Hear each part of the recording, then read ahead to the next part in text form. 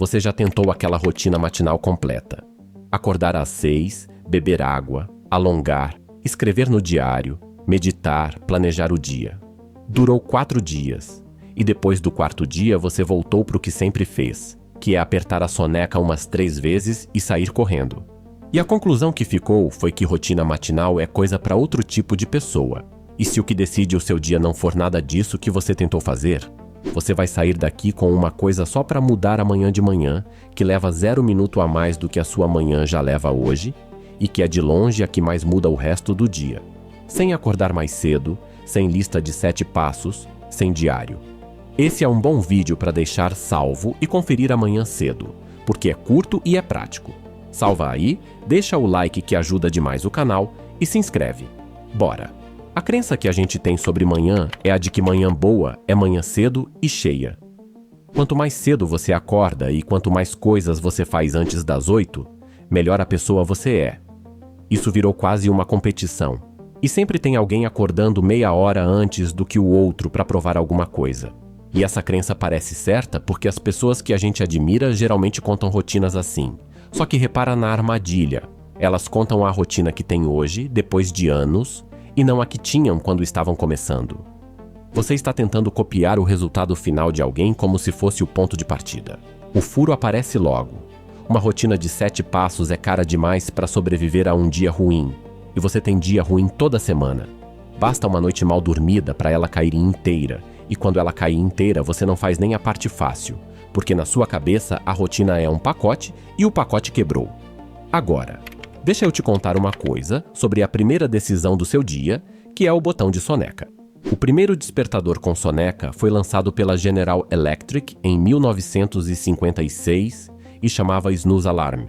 O anúncio da época prometia cerca de 10 minutos, só que na prática ficou 9, e o motivo mais contado para isso não tem nada a ver com sono, tem a ver com engrenagem. As tripas dos despertadores já eram padronizadas naquela época, e o dente disponível só permitia um pouco mais de 9 minutos ou um pouco mais de 10. Escolheram 9. E ficou. Tanto que até o alarme do celular que você usa hoje herdou os 9 minutos. Ou seja, a primeira decisão do seu dia, todos os dias, está sendo tomada por uma limitação mecânica de 1956. Ninguém sentou para estudar quanto tempo de soneca faria bem para você, ninguém testou nada. Era o que a peça permitia. E você nem precisa saber dessa história para sentir o problema. Você já reparou que os 9 minutos da soneca não descansam nada? Você volta, cochila, o alarme toca de novo, você repete, e quando finalmente levanta, está mais grogue do que se tivesse levantado na primeira vez. Todo mundo já percebeu isso, e todo mundo continua fazendo, porque na hora não é uma decisão consciente. E repara que ninguém decide de véspera que vai usar a soneca. Você combina consigo mesmo à noite que amanhã levanta de primeira, e quando chega a hora quem responde não é a pessoa que fez o combinado. Então é aqui que a coisa vira.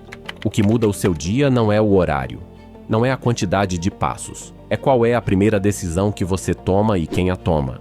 Se a primeira coisa que acontece no seu dia é você entregar o comando para um botão, você começou o dia perdendo. E não é dramático dizer isso, é bem literal, porque as próximas decisões vão todas na mesma inércia. Então vamos ao que fazer, e são 5 coisas, mas eu já vou avisando que se você fizer só a primeira já vale. A primeira é levantar na primeira vez que o alarme tocar. Só isso. E a maneira de conseguir isso não é força de vontade, é logística. Coloca o alarme longe da cama, do outro lado do quarto, de preferência num despertador comum e não no celular. Você vai precisar levantar para desligar. E uma vez de pé, o mais difícil já passou. Não é sobre você ser corajoso às 6 da manhã. É sobre não existir a possibilidade de apertar sem levantar. E se você usa o celular como alarme, e quase todo mundo usa, tem um efeito colateral aqui que vale muito. Ao tirar o aparelho do quarto, você resolve 2 problemas de uma vez, porque além da soneca você também acaba com aquela meia hora de rolagem deitado antes de levantar. São 2 coisas que você vinha tentando resolver separadamente e que têm a mesma causa, que é o objeto estar ao alcance do braço num momento em que você não está em condições de decidir nada. Um despertador de 10 ou 20 reais resolve as 2.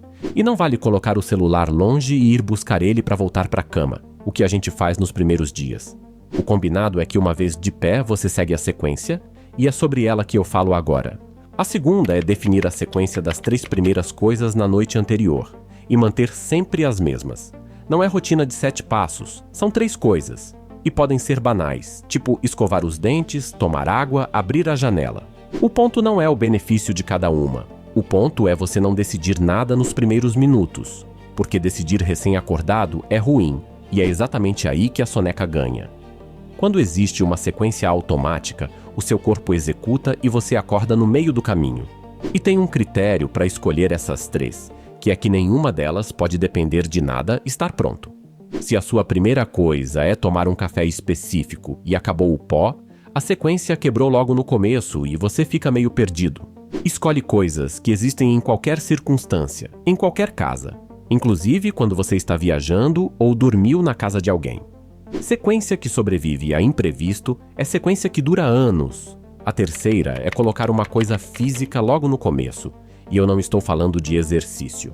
Estou falando de qualquer coisa que tire você da horizontal e movimente o corpo por 1 ou 2 minutos, abrir a janela, arrumar a cama, descer uma escada, alongar de pé. Existe uma diferença enorme entre acordar e levantar, e essa coisa física é o que faz a segunda acontecer. Arrumar a cama, aliás, é o melhor custo-benefício dessa lista, porque leva 40 segundos e você já começa o dia com uma coisa concluída.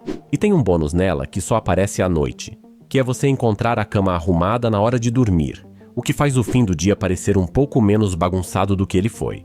É pouca coisa, e ainda assim é o tipo de pouca coisa que muda o clima de uma casa. A quarta é luz e água, nessa ordem, e é a única parte do vídeo que tem cara de conselho de saúde. Abrir a cortina ou sair na varanda por 1 minuto e beber um copo de água.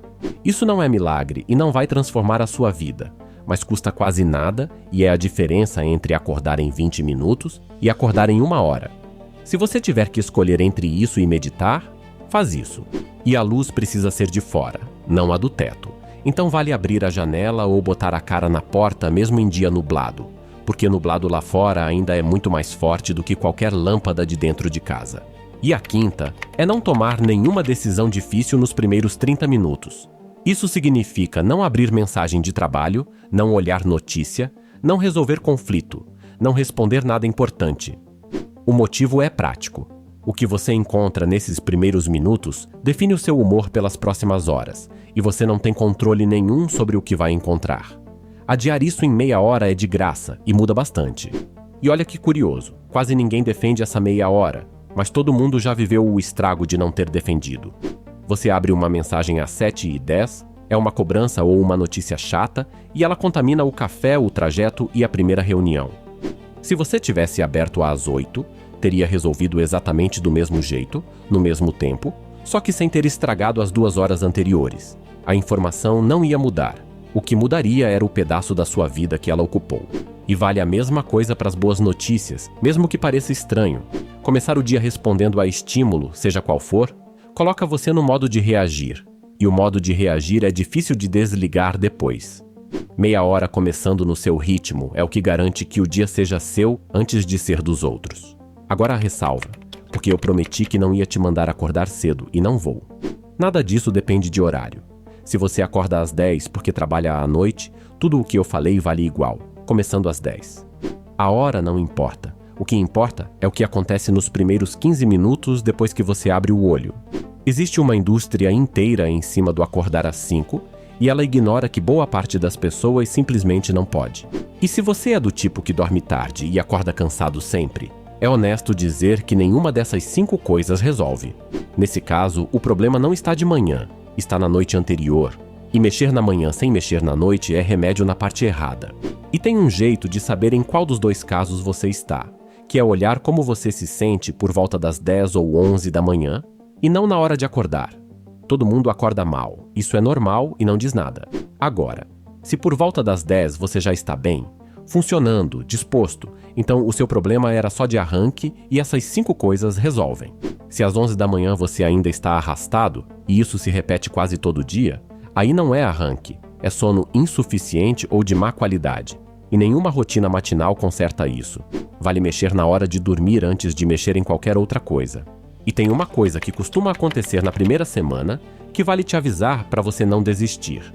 Levantar de primeira é bem desconfortável nos primeiros 3 ou 4 dias, mais do que você lembra, porque você acostumou o corpo a ter aquele intervalo. Depois disso melhora rápido, e por volta do 10º dia você já não pensa mais no assunto. Se você desistir no 3º dia, você desistiu exatamente no pior momento da curva, e é uma pena, porque a parte cara você já tinha pago. O que fica maior do que amanhã é o seguinte, e isso serve para o dia inteiro. A gente costuma achar que perde o controle da própria vida em grandes momentos, em decisões importantes, em escolhas de carreira e de relacionamento, e na maior parte das vezes a gente perde em momentos minúsculos que nem registra como decisão, como esse de apertar um botão semiconsciente às 6 da manhã. Esses momentos não parecem importantes um por um, mas eles acontecem centenas de vezes por semana e eles vão definindo o tom de tudo. A boa notícia é que o inverso também vale. Retomar um único desses momentos, o primeiro do dia, tem um efeito bem maior do que o tamanho dele sugere, porque ele estabelece quem está no comando antes de qualquer outra coisa acontecer. Então o desafio é de 7 dias e é um só. Alarme longe da cama, levantar na primeira. Volta aqui no 7º dia e me conta se você aguentou, e principalmente como foi o 3º dia, que é onde a maioria quebra. Deixa o like e se inscreve para você não perder o próximo. Até lá!